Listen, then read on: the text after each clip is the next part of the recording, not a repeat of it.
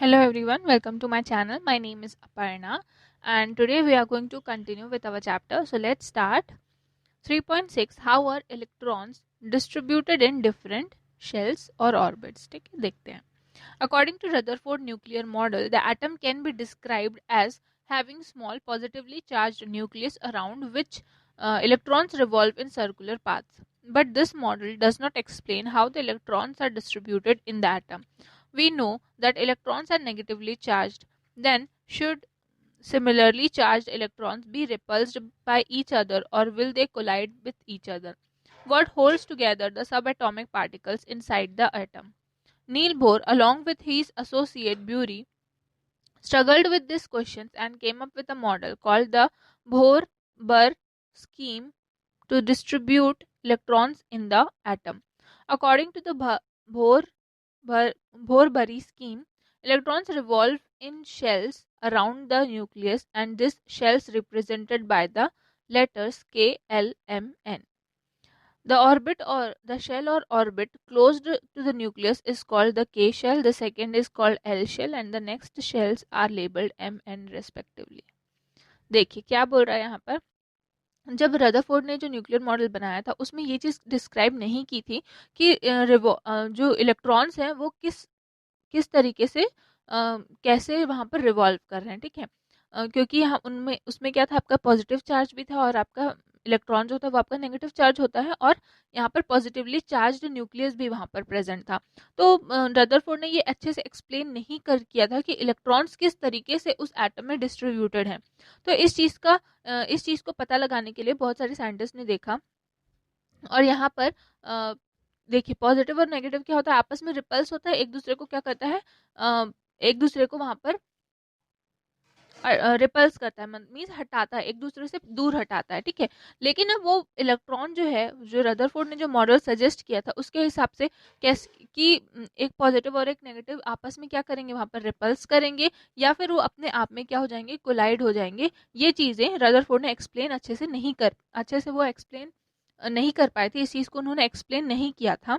तो यहाँ पर नील और भोर ने, ठीक है, नील भोर ने अपने एसोसिएट के साथ मिलकर, अपने एसोसिएट बरी के साथ मिलकर इस क्वेश्चंस का आंसर ढूंढने की कोशिश की, और वहाँ पर एक मॉडल उनके सामने में उन्होंने एक मॉडल जो है अपने एक्सपेरिमेंट से निकाला. ठीक है, भोर बरी स्कीम जिसको कहा जाता है, भोर बरी स्कीम इलेक्ट्रॉन्स के डिस्ट्रीब्यूशन के लिए. उनके उनके इस स्कीम के अनुसार इलेक्ट्रॉन्स जो हैं वो शेल्स पे, ठीक है, शेल्स पे क्या करते हैं, न्यूक्लियस के अराउंड पे रिवॉल्व करते हैं, और ये शेल जो है वो वहाँ पर के एल एम एन के उसमें रिप्रेजेंट है. ठीक है, जैसे कि आप देख सकते हैं यहाँ पर एक एटॉमिक शेल्स है, बीच में यहाँ पर न्यूक्लियस है. अब यहाँ पर ये आपका जो फर्स्ट वाला है वो के है, फिर ऊपर वाला एल है, फिर एम है और फिर एन है. इस तरीके से जो इलेक्ट्रॉन्स के जो शेल्स हैं या फिर उनको ऑर्बिट्स भी कहा जाता है वो डिस्ट्रीब्यूटेड है. अब देखिए जो शेल है या फिर ऑर्बिट है, हाँ यही आपको मैंने अभी बताया कि के शेल सबसे पास वाला जो ऑर्बिट है वो के शेल है, उसके बाद वाला एल, फिर एम, फिर एन, उसी तरीके से वो आगे बढ़ते रहेगा. Bohr Bury scheme and distribution of electrons. देखिए the maximum number of electrons present in shell is given by the formula 2n square, where n is the shell number for k shell, number m orbit n is equals to 1 for m, l, m, n shells 2, 3, 4 respectively. The maximum number of electrons in first orbit or k shell will be 2x1 square is equals to 2. And similarly, we can calculate the maximum number of electrons in other shells. The electrons present in the outermost shell are called valence electrons, and this shell is called valence shell. ठीक है, देखिए क्या बोल रहा है यहाँ पर. अब निकालने के लिए किस शेल में कितने इलेक्ट्रॉन्स हैं वो निकालने के लिए यहाँ पर आपको फॉर्मूला दिया है 2n का स्क्वायर. ठीक है, यहाँ पर 2 तो आपका कांस्टेंट है, n जो है वो आपका शेल को रिप्रेजेंट कर रहा है कि कौन से शेल पे वहां पर आपका कौन से शेल में इलेक्ट्रॉन्स हैं. ठीक है, तो यहाँ पर n स्क्वायर है. के लिए हम लोग क्या लेंगे, n की वैल्यू 1 लेंगे, l के लिए l की वैल्यू सॉरी l के लिए क्या होगा, n की वैल्यू 2 होगी, m के लिए 3 और n के लिए 4. इस तरीके से यहाँ पर उसको रखना है. अब यहाँ पर अगर मैक्सिमम नंबर, ठीक है, के किसी एक के ऑर्बिट में मैक्सिमम नंबर ऑफ इलेक्ट्रॉन्स कितने हैं ये अगर पता लगाना है तो हमको क्या करना है, उसको इस फॉर्मूले में पुट करना है। तो 2n की जगह पे l k शेल है तो n इज इक्वल्स टू क्या हो जाएगा, 1 हो जाएगा। तो 2 इंटू 1 का स्क्वायर, ठीक है, 2 इंटू 1 का स्क्वायर क्या हो जाएगा, आपका आंसर आएगा 2। तो इसी तरीके से हम लोग क्या करेंगे, बाकी सारे अदर शेल्स के इलेक्ट्रॉन भी कैलकुलेट हम कर सकते हैं, ठीक है। अब जो भी इलेक्ट्रॉन्स रहेंगे सबसे आउटर मोस्ट ऑर्बिट में, ठीक है, सबसे आउटर मोस्ट ऑर्बिट में, सबसे एंड वाले ऑर्बिट में जितने इलेक्ट्रॉन्स वहां पर रहेंगे उसको वैलेंस इलेक्ट्रॉन्स कहा जाएगा और उस शेल को वैलेंस शेल कहा जाएगा। The maximum number of electrons that can be accommodated in the outermost shell is 8. Is exception is when k is the outermost shell and the maximum number of electrons is then 2, ठीक है।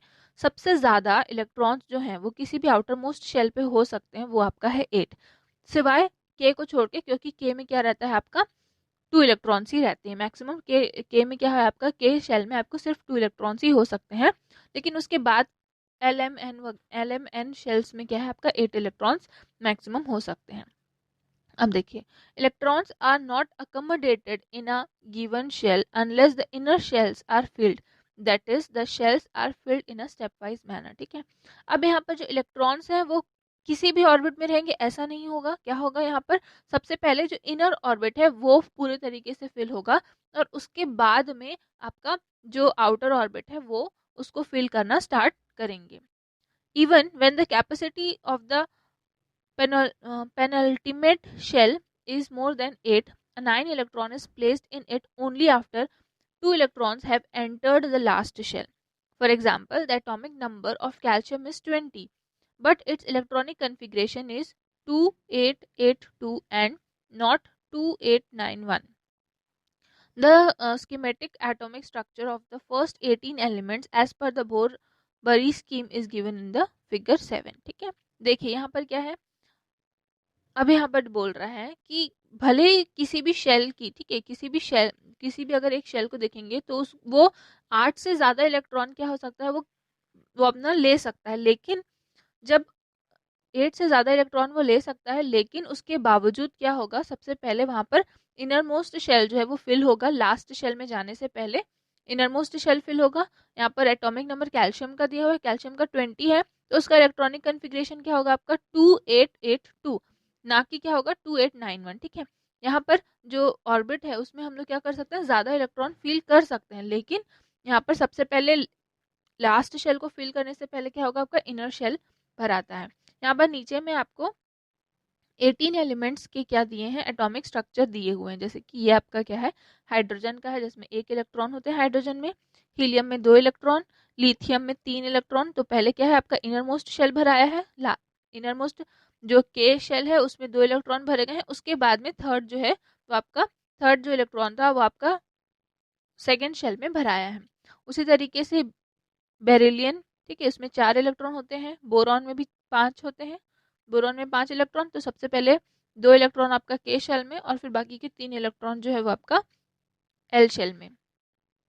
Next उसके बाद है आपका carbon, carbon में क्या होता है, कार्बन में 6 इलेक्ट्रॉन होते हैं, 2 के में और 4 एल में, ठीक है। उसी तरीके से नाइट्रोजन जो है वो आपका 7 इलेक्ट्रॉन होते हैं, ऑक्सीजन में 8, फेरिलियन में फ्लोरीन में 9, नियॉन में 10। अब यहाँ पर देखिए ये क्या है आपका सोडियम है, सोडियम में कितने ले रहते हैं आपका 11 इलेक्ट्रॉन रहते हैं। तो 11 इलेक्ट्रॉन के लिए सबसे पहले दो इलेक्ट्रॉन जो है वो आपका के में है, फिर बाकी के 8 जो है वो आपका क्या है, बाकी के 8 जो है वो आपका एल में गया और फिर 1 इलेक्ट्रॉन जो बच गया उसके बाद वो क्या है थर्ड ऑर्बिट में गया। उसी तरीके से मैग्नीशियम का देखेंगे तो मैग्नीशियम का इलेक्ट्रॉन वो क्या होता है आपका 12 होता है एटॉमिक नंबर।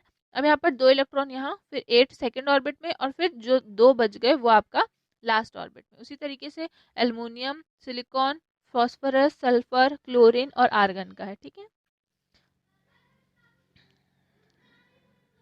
देखिए ये आपका डिस्ट्रीब्यूशन ऑफ इलेक्ट्रॉन्स है, यहाँ पर आपको 19 और 20 का क्या होगा यहाँ पर आपको बताया है। अब यहाँ पर इलेक्ट्रॉनिक कन्फिग्रेशन और वैलेंसी आपको बताई गई है। देखिए हाइड्रोजन में क्या है, हाइड्रोजन को H सिंबल से हम लोग रिप्रेजेंट करते हैं और इसमें इलेक्ट्रॉन कितने रहते हैं, 1 रहते हैं। कौन से ऑर्बिट में आएगा, तो K में आ जाएगा, K में कंप्लीट हो जाएगा। तो इसका इलेक्ट्रॉनिक कन्फिग्रेशन क्या हो गया, 1 हो गया। अब वैलेंस इलेक्ट्रॉन इसमें कितने हैं आपके, 1 है। ठीक है, तो जो आउटर मोस्ट शेल में जो इलेक्ट्रॉन रहते हैं वो आपका क्या होगा, वैलेंस शेल इलेक्ट्रॉन होगा। अब यहाँ पर आपको यहाँ पर फिल करना है इसको, ठीक है।